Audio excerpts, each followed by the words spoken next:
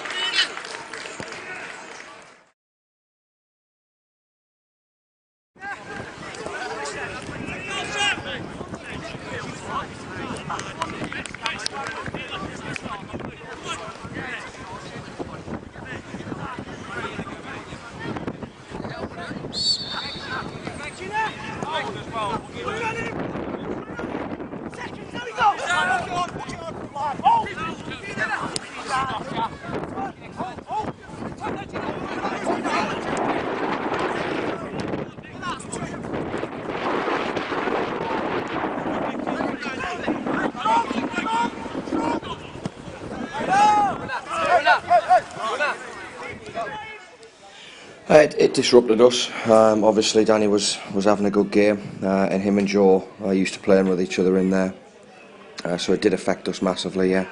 And I think as a result of that we ended up making a couple of other substitutions and changing the personnel in the centre of the park as well, because we weren't competing.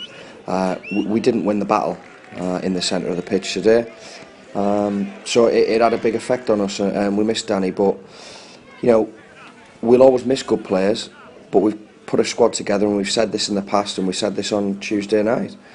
We've got a squad that quality should be replacing quality. Unfortunately, not enough of our players have performed to the level that they should have done today, and that's the bare fact. Yes, they were a very good side, and you know, I'm full of praise for them, and I thought their number 6 was a very good player.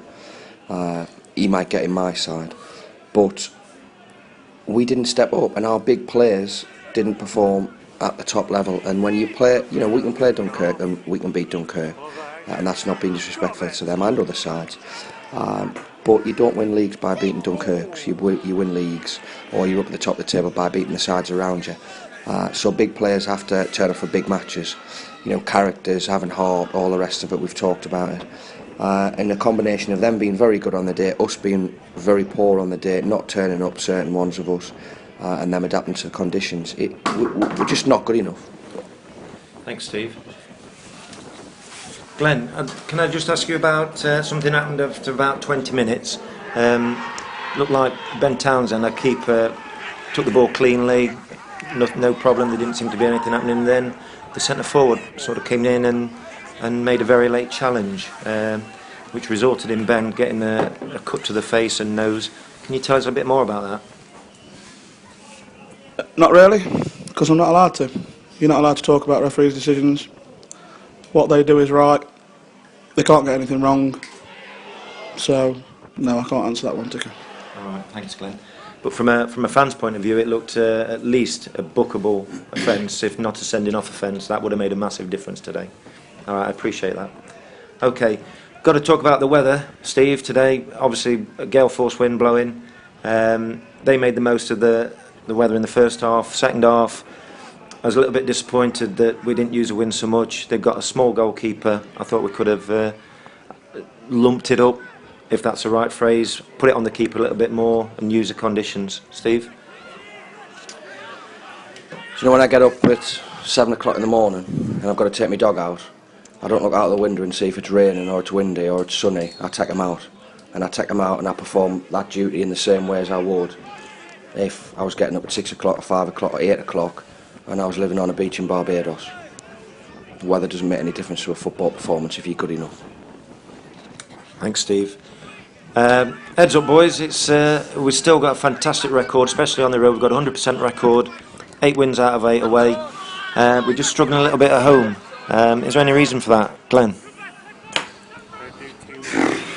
$1 million question, Ticker. It's what we've had another chat about and say they're not trying, because I think they are. I don't know. Have we played the better sides at home? Saying that Westfield were down there. I can't answer it, Ticker. We have been superb on the road with probably a bit of pressure off. Again, we get a big crowd. I've accused them in the past of getting on our backs a bit too early, but I don't think they were today. I thought they were with us most of the game when they probably didn't deserve to. So that's not an excuse today. I don't know. But it is one thing we're trying to sort out. Obviously, it's top of our agenda to sort out. And we'll stand by it. We are. It's not as if we're second bottom. I don't know what the table is today. Are we second or we third? I don't know. We're not second or third bottom. We're having a decent season to say we're adapting to a new league. Obviously, we've got a lot of new players. Even the last couple of weeks, we've got a lot of new players in. And we believe that we've got the best squad we've had in 2.5 seasons at this club. And we'll stand by that. It's all right saying before the game that we think we've got a squad good enough to compete this season. And then after a 2-1 defeat saying we haven't. We have, and we've got to stick by it. And we've just got to put things right and be positive. I think I speak on behalf of most Heanor Town fans. They'll agree with that you've got the best squad that we've had for many years at the club at the moment, and it's looking good, very positive. Going back to the Westfield, I think perhaps the young lads that played that day, that started the game, not quite ready, just not quite ready yet. I just wanted to jump in on there, and I think one of the things that we've done in trying to attract players to the club and getting the squad that we've got in is we always talk about the fans, the club, the infrastructure. You know, and it's a big thing for them. So they want to be here, and they come because we get 200, and we'll get 60, 70, 80, 90, 100 following. You know, I think there'll be over 200 at Belper on Wednesday night because there'll be 100 of our fans there. It's just one of those things. We're racking our brains and we're trying to work out: do we change routines? Do we come in earlier and have a pre-match meal? Do we say don't come in until 2:10 and just get changed and get out there and warm up? But for some reason we're struggling at home and we're on fire away from home, and don't know what the reasons are. Thanks, Steve. Yeah, but you hit the nail on the head there, Steve. We're having a great season. I think we're second in the league, or third at worst. We've got a great game coming up on Wednesday night, local derby, Belper United. Really looking forward to that. Heads up, boys. Keep it going. Come on, you Lions. Cheers, Tucker.